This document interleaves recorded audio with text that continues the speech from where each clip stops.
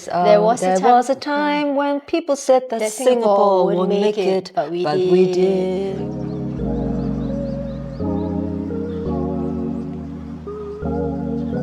Welcome back to MDDI, MCI when you return. Yes, I'm very happy to be back. But does it feel different?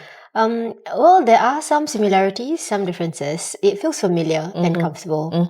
I really like the fact that there are people that I'm familiar with, but I can see that the work has expanded and has evolved since the last time I was here. I'm doing this similar portfolio of digital society, and so I guess at that stage we were still kind of figuring out what were the pillars and structures to put in place and rolling out DFL. Now we have that, grown leaps and bounds and partners. I think during the time that you were away, we also put together the Singapore Digital Society report. That's right. As a way of consolidating our understanding of the issues and where Singapore was. So that's in a way a new foundation. Why do we not call it Ministry of Digitalization?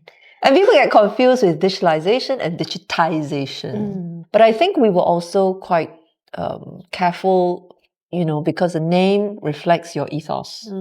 So, for example, it could have been Ministry of Digital Advancement, Digital Technologies, Digital Innovations. But thinking about it, are you mainly interested in the advancements, in the technologies, in the innovations?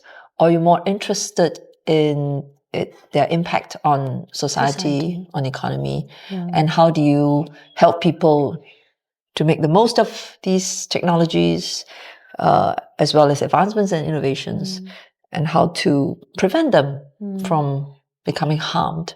We then thought that it made better sense to focus on the word development, because there are many things that a developer does. A basic one would have to conceptualize. You bring something that doesn't yet exist into existence, but you can't just think about it. You've actually got to build it. And the building process also involves bringing together partners. It also involves looking after issues that crop up. So we thought that development conveyed the idea better. It's just like a baby, right? You have a few months to think about the baby, how to name the baby. And as parents, we're moms, you think about, what sort of character you would like your child to grow up with. Lovely way of putting it. And I really liked your explanation about how we really think through about the impact of digitalization on society, because it's a double-edged sword. Right. While there's so many potential and so many things that I think we want to tap on, the concerns and the negative impact of digitalization. So I'm very glad to have you back doing Digital Society, because when you were away, I carried that in the portfolio too. But I never thought that I did it as well as you did. No. I really liked how you were looking at it very holistically. Particularly your interest in looking at it from the point of view of how do we protect children, because children grow up in this environment that is very different from what we grew up in, and we ourselves are learning about this new environment. So making sure that we take good care of children in this process. What are the safeguards that we put in place? That I thought is still a very meaningful aspect of the ministry's work. So, even though I was out of MCI, the issues and concerns relating to how digital development was affecting our children, our youth, was very salient in my mind. Because the work that I was doing at MOH also looked at issues of screen time and impact of some of these things on mental health. And even at MinLaw, we were looking at how we need to put in place regulation and legislation to protect our people and empower them. So I'm glad that I'm back here to also look at another dimension. And I'm glad that we're also looking at substantive things. We're not just talking about it, we're actually taking action. Correct. And we need evidence-based approaches. That's right. We can't just, go about introducing initiatives that we think, sound right. There is a certain amount of research that we must invest in order to, get closer to being able to achieve our objectives. I also like very much the fact that we're not just depending on laws, regulations, programs, policies. It's very much an effort that involves the whole of society. Yes, the whole of society. Other organizations that have regular touch points with families. And I think parents themselves feel very much a need to be better equipped. So I think a more holistic approach in dealing with the impact of technologies, digital technologies on society, on families, gives us a better way of addressing the concerns. I so agree that the multi-pronged approach is so important. I think as government, we do have a role and responsibility in setting the infrastructure and putting in the legislation in place.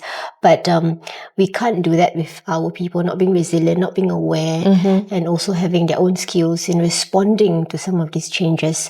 So I'm also very grateful to also have partners in the space who are very in tune with some of these developments and are very keen to help support our journey. And having those conversations with those partners are just something I'm quite looking forward to doing. So it's interesting that you mentioned infrastructure. I think the physical world, we understand infrastructure very well. So for example, in the housing estates, that we serve as MPS, we would want to make sure that there is good road infrastructure. And then there are safety features built into it. So you have zebra crossing, you have traffic junctions and so on. But with aging populations, we know that what people have gotten used to, what people have generally been able, to manage and keep themselves safe may not be enough anymore. So therefore, in today's context, we also look at maybe putting in place silver zones, that's right. To better support the elderly folk. I think the online space is like that. That's right. It's also the infrastructure of safeguards. So safety features. Safety for parents, features, for example. What needs to be put in place? I love the analogies because I think, in the digital space, because it's fairly new and nascent, it's maybe hard to grasp some of the impact, but when we translate it into some of the things that we want to achieve, into what we're already seeing in the physical space, I think people can appreciate that. They do get it. They do get the fact that with children, for example, when they're young, we won't let them loose on the roads. That's right. We will handhold them. Don't let them just look at the internet and without actually looking at it. And then we have things like road safety park. I don't know about you, but certainly when I was a kid, I did right? Go as a student, That's right. you the go-kart or the bicycle. Exactly. You do that excursion. The teachers take you to the road safety park. Then they teach you how to keep yourself safe on the roads. But the whole idea then is that if you learn these methods of keeping yourself safe, then you can go on the road.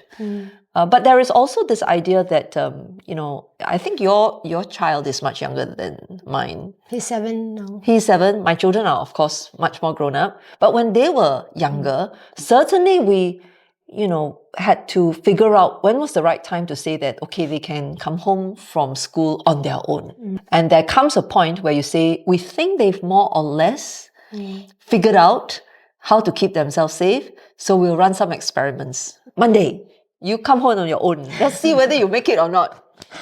And then, it expands. I kind of wonder whether in terms of helping to ease our children into the online world, some of these practices could be useful too. Yeah, I think maybe some of the challenges include the fact that parents are not as au fait with some of the developments in the space. And this is where I think our partners are very helpful in trying to support parents in that journey, because they need to understand this space to be able to provide the guardrails for their children, or to guide them along, as they are being exposed to this. Some of our children are actually the digital natives. Oh, yes. Compared to us. So, correct. They know the roads better than you. Indeed. So there's an imbalance, I suppose, of that. Absolutely right. But we do need to negotiate this relationship, I think, a bit better with the support of our partners. That's right. And I've been struck how often when we have these dialogue sessions, it's very often the parents themselves that tell us that no amount of rules and tools will solve the problem. We really need to invest in relationship building with our children so that they welcome our inputs to them. I mean, there's so many new developments in this digital space, and first week I came in, we were talking about ATX, and there's a lot of conversations on quantum computing, AI. Where do you think we're heading in that space? The AI space is very exciting. But it's not entirely new to us. We have had a AI strategy at the national level for some years now. But because of generative AI becoming so much more accessible, it's made us rethink and want to update the strategy. So that's what we did last year. We kind of can see how the private sector, commercial entities will try their best to make AI produce useful results for them. So you can always count on the private sector to take advantage of new innovations to improve the way they work. And we thought that at the national level, what is the message that we want to convey? And we landed on this idea that AI should serve the public good. And at this stage of our development, it's not just for Singapore, but also for the world. So AI for the public good for Singapore and the world became the rallying call and became the central idea that ties National AI Strategy 2.0 together. But that's just really at the broad level. What do you actually mean by that? And you have to break it up to various components. I think for one thing, that the AI innovations, you'd like to see them proliferate across many sectors in the economy and also in many aspects of society. How AI, machine learning, can be deployed to improve efficiency, whether it is getting rid of repetitive work, detecting patterns or doing analysis of complex topics more efficiently. Those kinds of things, there are many different use cases in many settings where this can happen. We also think that AI can be used to improve effectiveness. And two examples of effectiveness would be, one is precision and the other one is personalization. If you think about our rail system, for example, we went from corrective maintenance to preventive maintenance, meaning, fix a problem after it appears versus fix a problem before it appears. The problem is that, how do you know when the problem is about to appear? Of all the things that you can fix before they break down, what do you prioritize? So this idea of predictive maintenance, you have to trawl through lots of past data. You'll have to make sense of all these complex interactions. It's not linear. Several things came together to influence a particular outcome. So AI and machine learning, they are very good at this kind of things. So you can become much more precise in the actions that you take. Now, the other part of being more effective is personalization. I mean, the idea of mass customization has been around for a long time, but actually, how do you achieve mass customization? So I'm really very glad that today you are in the health portfolio. You probably know this already. In our hospitals, dosages can now be varied according to a very specific set of conditions that apply in a particular patient's instance that is different from another patient. It's not as though dosages have not varied, but they've tended to vary in a fairly blunt way, go according to, your weight, for example. But there are many other factors that influence a person's condition overall. And if you can bring all that understanding in deciding what dosage to administer, then in theory, at least it could help the patient recover faster. And I was quite cheered when the team updated me that it's not just medication, even for chemotherapy, which is something that, from the patient standpoint, must be not an easy thing to go through, not an easy thing to have to endure.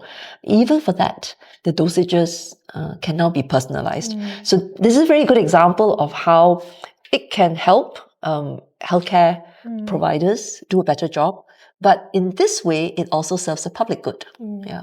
Just in that span of few minutes, you've demonstrated how AI can really change our lives as we know it, and this change is coming quick and really sometimes can be quite overwhelming. When I have conversations with the people on the ground, I think there is a sense of also, are we going too fast? And are we leaving people behind? So I think one aspect of the work that we do in the ministry, which is digital inclusion, is also very important. Yes. Making sure that we provide provisions for those who are not completely there yet to build up their capabilities. IMDA has a very good framework for that as well, for all of us to have basic digital skills. And I think they have digital ambassadors who help older people, the vulnerable, along that journey. And I think these are efforts that, alongside actually advancements of digital technology, AI, we also need to try and carry the rest of the community through this. And I think you've also recently launched efforts in the digital inclusion space. Very much so. And I think you're spot on. We have to be quite mindful that along with the potential benefits, there are also risks. Different kinds of risks. One are safety risks, whether you can trust the model or not. Just with any machine, any building, you want to have the assurance that it was built properly. And in many instances, the guardrails have been in place for a long time. The standards have been set. So you kind of don't ever walk into a building and worry about it collapsing, right? But can you say the same for AI models that are being deployed and helping us in many different contexts? So I think the safety aspects we have to look into. But there is another part that you highlighted, which is that even if those issues were well taken care of, what about the impact on me? Will I lose my job, for example? So the question is that, can you take advantage of AI to help the people do their jobs better? Or do you use AI to just replace them completely?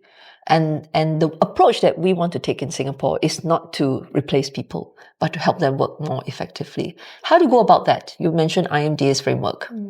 These are all the programs that we put in place. And I think we will continue to step them up. And I think being women, also being in this tech space, I'm proud to know that in Singapore, actually, we do have very good representation of women in tech.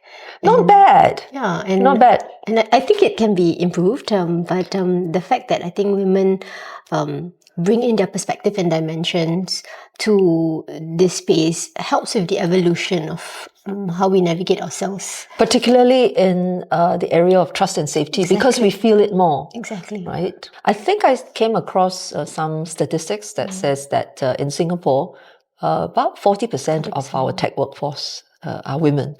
And this is much better than the global average of, I think it is 28%. I'm quite sure the numbers have changed. But it still shows that we have a reasonably strong base. It's not bad in Parliament too. Yeah, that's right. Women are now, 30%? There are 3 full ministers, 3 senior ministers of state, 3 MOSs, including you. Always an inspiration to watch the women ministers speak and share about their views and perspectives and carry their ministry's agenda and efforts. I think that's actually very inspiring. It's helped by the fact that there are so many outstanding women in every field that you can think of. In the professions, there are women who are doing very well. In the corporate sector, including in tech, there are women who are, taking charge of important issues. And they're not necessarily always only at the CEO level. I think it is important for us to recognize that at every level of the organization, there are inspiring women. When I was in the labor movement, for example, I was particularly, proud of my sisters, those who have to come through very difficult beginnings, may not have been able to complete their education. This would have been in the 60s, started work as teenagers, and then saw that at the workplace there were practices that they felt were inadequate. In the care sector, you must see a lot of women who are That's right. so self-sacrificing. You just imagine the effort that they put in to improve the circumstances of the people that they serve. Yeah. And pave the way for all of us. I remember thinking to myself, what are the odds, had I been born anywhere else in the world, to have gotten the education that I did get, to be living, in the community that I was living in, and a country that I am truly proud of. So somebody made it happen, that I was able to enjoy all of these benefits. Then what is my contribution so that someone else 10 years, 20 years, 30 years, 40 years down the road can say, I'm so mighty glad I was born a Singaporean. I was raised here. I became a Singaporean. I've always felt that this opportunity is a privilege to kind of have a seat at the table where important decisions are being made about our future as a country. And I feel that I know very little, but I do represent a certain demographic. I represent women. I represent mothers, minority community, and I feel that I have a role in actually sharing those perspectives as we try to decide our way forward. And so for me, it's always to make sure that I convey some of those views, sentiments, both ways. To have also people appreciate that this process is complex and requires navigation of so many considerations, and hopefully be able to then have people be united in that cause. Yep. So that's what I sort of seek out to do. And at this phase of my role, it is really about learning as much as I can and really to see how best I can add value to this team. I think there is also something quite unusual about Singapore. If you are serious about making a contribution, whether it is in government or in the people sector, there are actually avenues for you to do so. You are not so caught up in some of the strange dynamics that you observe in other countries. Politicking, the stuff that get in the way, detracts from the main goals, that's one thing service. That people, I guess, we don't speak of enough, that we're really not performative. It's really about substance and how to really make changes beyond just talking about it. Yeah. To actually do it. That's right. And get things done. In fact, we are not so used to, spending time talking about things. We're just much more invested in doing things.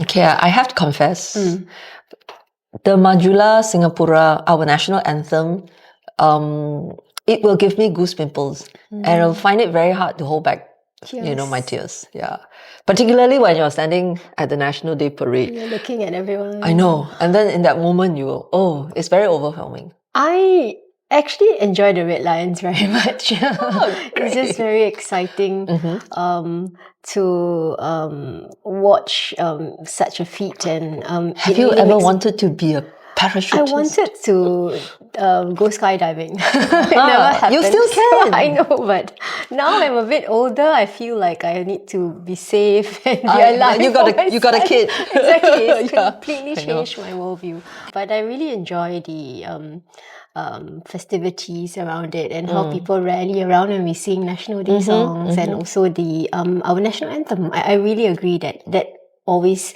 feels very poignant. Occasionally we will have foreign visitors and they may or may not get why we are so excited over National Day. But I sometimes I will pause and I remind them that you need to know that Singapore is a very young nation.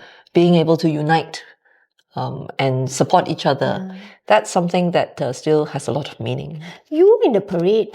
Oh my goodness, right. Tell me about it. It was challenging. Was that a very meaningful memory of the... It was, but all that practice and rehearsal. So months of really salute everyone who is in the marching condition and it's hot, it's every weekend. And it's all the hours that they put in to get, their strides right. And you have to, of course, remember your moves. And go in the right direction. And this is a national audience. So you feel that sense of responsibility. So really salute all the people who put in hours and hours of practice. Yeah. My brother, and he was a child, used to be in the practice. So we would, have him every weekend be sent to practice and all that. But it was always such a joy to see people in the contingents, and especially if they get caught in camera. And so that's always very interesting. When I was in a union, there were brothers and sisters who would volunteer to be part of the NTUC contingent every year without fail. I also know of people who, when they are serving NS, or, as part of their CCA, will always volunteer for NDP duty. I think that says something about Yes, Singapore. exactly. You actually got people who Want feel to so do this. strongly about it. Yeah. So my wish for Singapore is always about remembering what an improbable nation we are and how we must cherish this precious gift. My wish is that as we navigate all these challenges that are just going to be different as each generation comes, we stay united and we figure out the Singapore way of doing things, regardless of international pressures or things happening out of our country, that we remain committed to one another and to the betterment of our society. Yeah. What's your favorite National Day song? There are so many. Must I only choose one? Maybe you choose two. Okay lah. Actually, I really love all the the very nationalistic, very the ones that are full of energy and gusto. One people, one nation. I love those. But then I think there are the parts about National Day that are more reflective, and that those are really tug at your heartstrings. So home for sure. Exactly. Yeah. However, I must add that COVID was such a shock to all of our systems that the road ahead. Oh yes, that was quite significant. The road ahead was so good. Yeah. The road ahead resonated with how we were feeling and the mood. I had the radio on, and it came out, and I thought, oh my, this one just speaks to you, right? Yeah. So those would be my picks. How about yours? Home, I think, is a common favorite, but I really like Count on Me, Singapore. I don't know why I've just such a strong memory of being in kindergarten when I first... Kindergarten? I think I was in kindergarten. Yeah, when I first heard the song, and it was just a memory growing up, but it continued to kind of resonate in me because I do want to be part of something. I want to be part of this nation. I want to be to give something back. Count on me, Singapore. Count on me, Singapore. Count on me to give my best and more. Together, Singapore, Singapore. And then the next one that goes up. Together, Singapore, Singapore.